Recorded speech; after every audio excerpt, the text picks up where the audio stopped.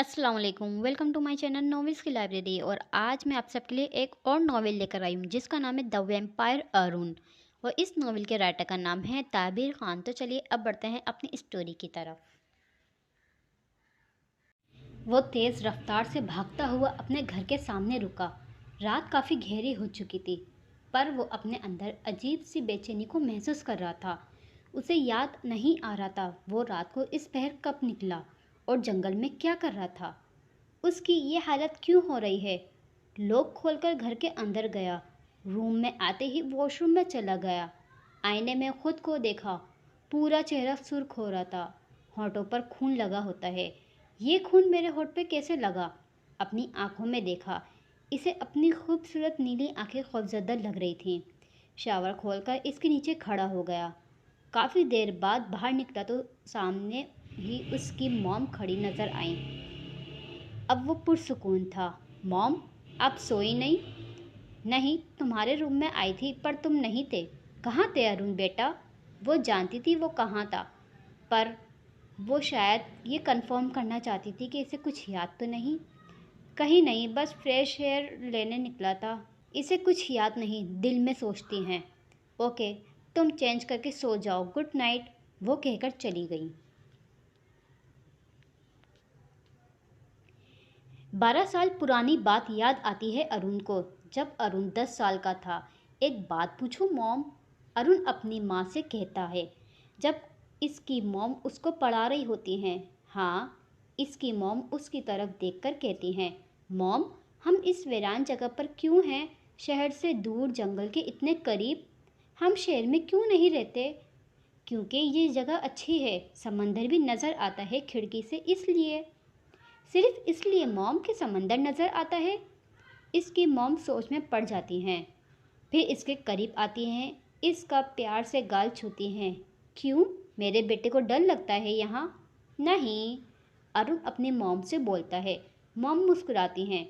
मैं एक राज की बात बताती हूँ तुमको, मेरे शहजादे बेटे। मैं तुमको खोना नहीं चाहती, तुम्हारे डैड को खो चुकी हूँ। मॉम, मैं 1 साल का था जब आप यहाँ लाई थी। अब तो मैं बड़ा हो गया हूँ, पूरे 10 साल का हूँ। हाँ, बड़े हो गए हो, पर हम नहीं जा सकते। बस शहर में हमारे बहुत दुश्मन हैं, इसलिए मैं तुम्हें यहाँ ले आई ताकि सुकून से जी सके हम। अच्छा, अब कोई सवाल नहीं, पढ़ाई पर ध्यान दो। उस दिन के बाद से अरुण ने अपनी मॉम से कुछ नहीं पूछा कि कौन दुश्मन है हमारे। अभी जो हुआ वो अपनी मॉम को बताकर परेशान नहीं करना चाहता था। वैसे ही मॉम परेशान रहती है, पता नहीं क्यों खौफ रहता है इतना। ड्रेस चेंज करके अरुण सो जाता है। रिंग ट्यून की आवाज़ पूरे कमरे में गूंज रही थी। कामला रूम में आई तो रूम पूरा बिखरा हुआ था। सोफे पर कुछ ड्रेस पड़े होते हैं। मेज़ पर 2 बॉल, एक में चिप्स अभी कुछ बाकी थी, दूसरे बॉल में चंद पॉपकॉर्न, और कुछ टेबल के पास पड़ी, साथ में मूंगफली के छिलके टेबल के ऊपर बिखरे पड़े। 2 जूस के डब्बे। उफ, ये लड़की कभी नहीं सुधर सकती। खिड़की से पर्दा हटाती रही। जाल्फा के चेहरे पर रोशनी पड़ती है। खूबसूरत सुनहरी गुलाबी चेहरा पर सूरज की किरणें पड़ती हैं तो इसकी नींद खराब हो जाती है।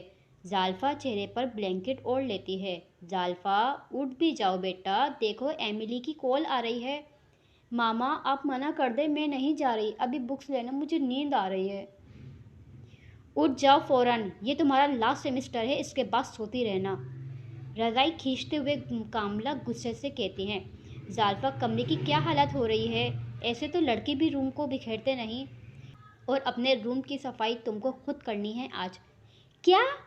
जाल्फा ये सुनकर चीखती हुई उठती है। क्या मैं करूँगी सफाई? उंगली से अपनी तरफ इशारा करते हुए कहती है, हाँ तुम। आप मामा इतना जुल्म करती हैं अपनी इकलौती बेटी पर? जाल्फा मासूमियत से कहती है, अच्छा ये जुल्म लग रहा है, ठीक है, अपना ब्रेकफास्ट के बर्तन भी तुम ही धोगी। जाल्फा का मुंह बन जाता है। और एमिली को कॉल कर लो, फ़ोन बज बज कर बंद हो गया है इसका।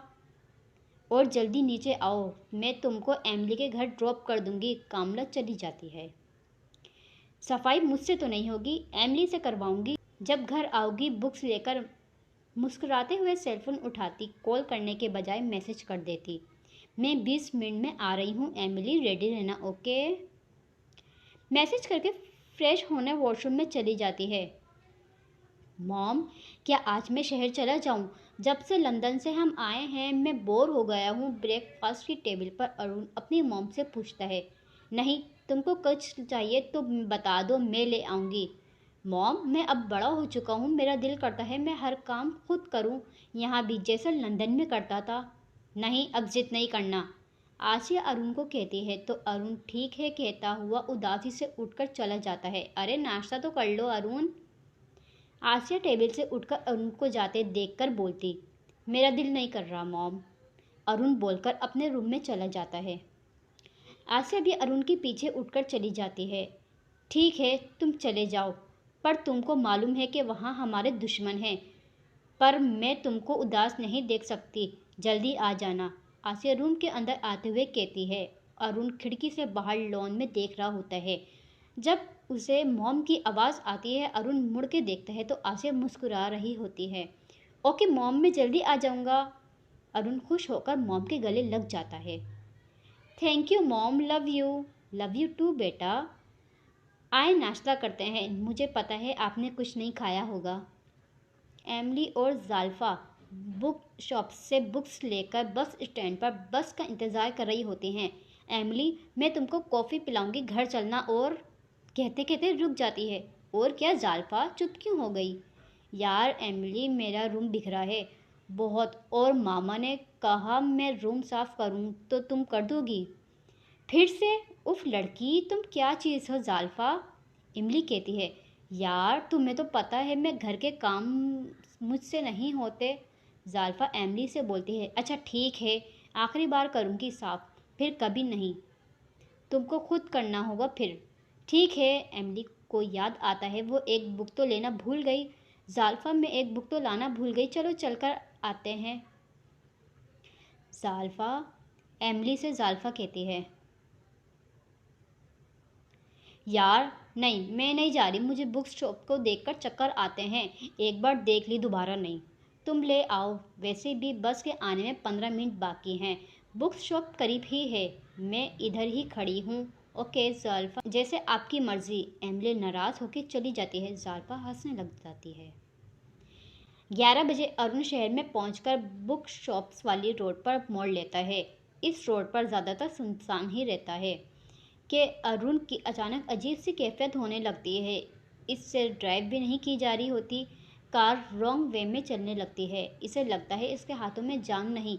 कार रोकने की कोशिश करता है, पर उससे पहले कार रॉन्ग वे की वजह से सामने कार बस स्टैंड पर खड़ी जाल्फा को हिट करते हुए रुक जाती है।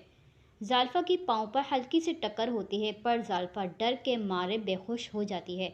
जैसी ही कार रुकती है, अरुण अपने हवस में वापस आता है।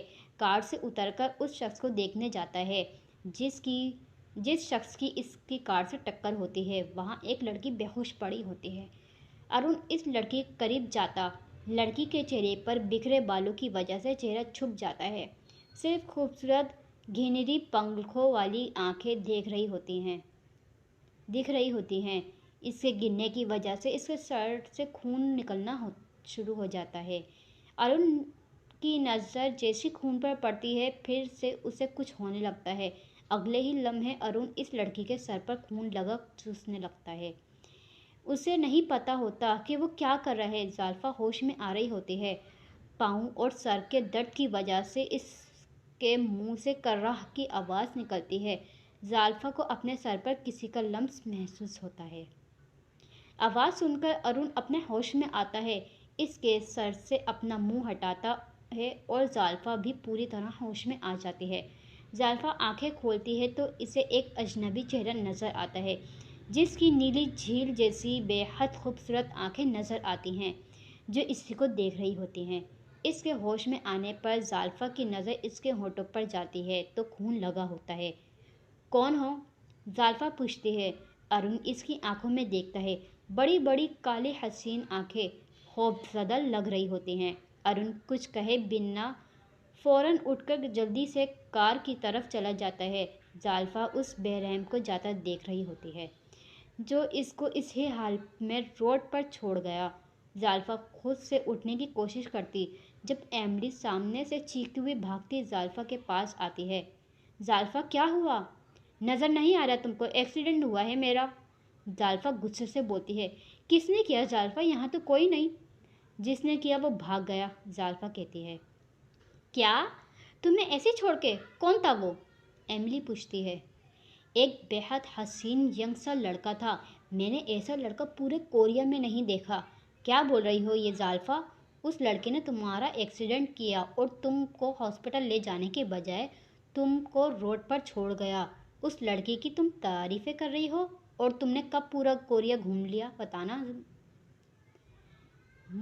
इमली इसकी बातों पर गुस्सा हो जाती है, फिर बोलती है, हमें पुलिस में कंप्लेन करनी चाहिए ताकि वो आइंदा किसी को यूं सड़क पर छोड़ के ना जाए।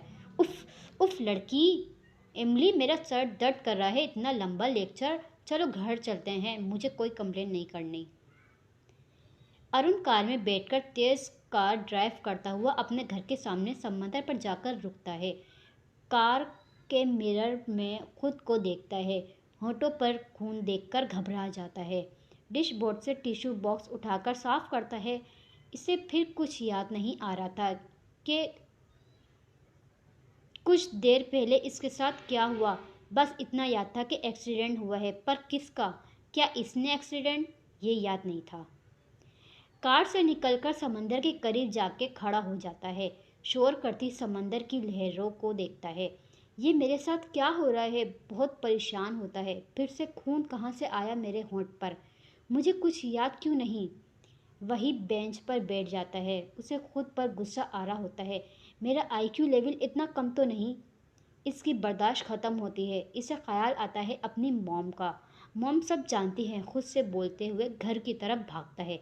स्टोरी को यहीं पर ही एंड करते हैं। नेक्स्ट पार्ट में देखते हैं आगे क्या होगा। मेरे साथ जुड़े रहिए। स्टोरी अच्छी लगे तो like share and subscribe. Thank you. Bye bye.